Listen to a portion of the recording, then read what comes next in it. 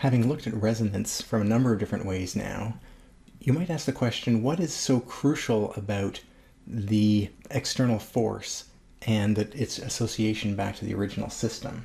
And in particular, is it key that we have a sine function here? It turns out it's not really.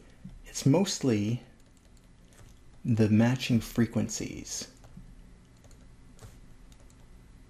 At least that's a good assumption or hypothesis to have. Having a signal that repeats itself with a matched frequency is probably more important than the fact that it be a sine or a cosine function. And that matches our physical intuition, where we imagine the mass, and as long as we're pushing up and then pushing down, somehow roughly in synchrony with the oscillations, but not necessarily as a sine wave specifically, we should be able to get constructive feedback where as the mass is already going up, we drive it further up, and as the mass is moving down, we drive it further down. So there's a number of other functions that might do that same job, and we're just going to look for periodic functions with the same period as the natural oscillations, natural or the unforced oscillations.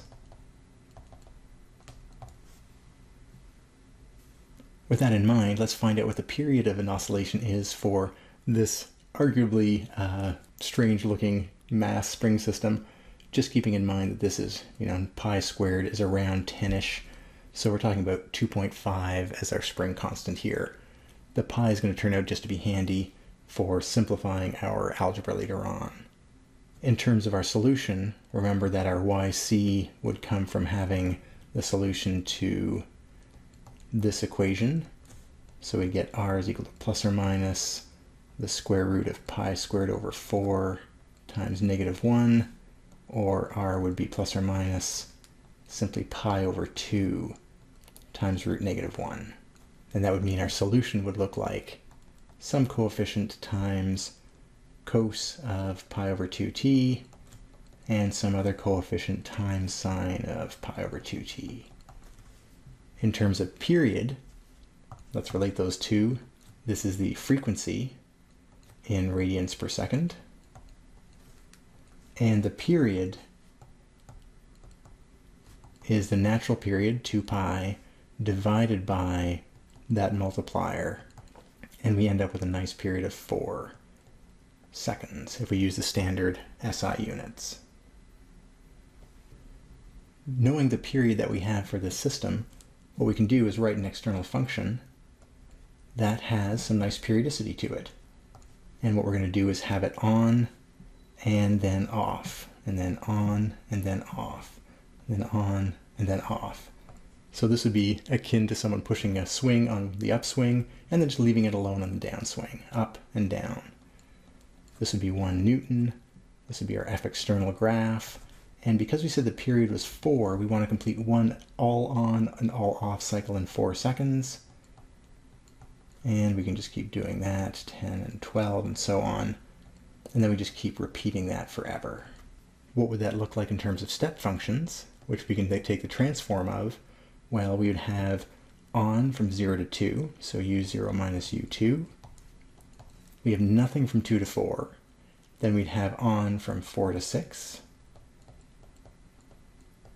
And then we'd have on from 8 to 10, and we start seeing the pattern here, and so on. So now we could imagine, okay, we're going to push for 2 seconds, then leave it alone for 2 seconds. It's still going to oscillate in those off seconds through the natural motion of the spring force and the mass times acceleration, but we're not driving it until we reach the 4-second mark again. To be able to predict what's going to happen, we're definitely going to need Laplace transforms here. Working with our external function, we want to take the Laplace transform of u0 minus u2 plus u4 minus u6 plus u8 minus u10, and so on. Fortunately, it's a very straightforward transform. It's e to the minus 0s over s minus e to the minus 2s over s plus e to the minus 4s over s, and you see the themes coming here, minus e to the minus 6s over s, and so on. So not too interesting here, but certainly something we can work with. What we're going to do next is study how this plays out when we actually use it in the context of the Laplace transform of the whole model for the system, the whole differential equation.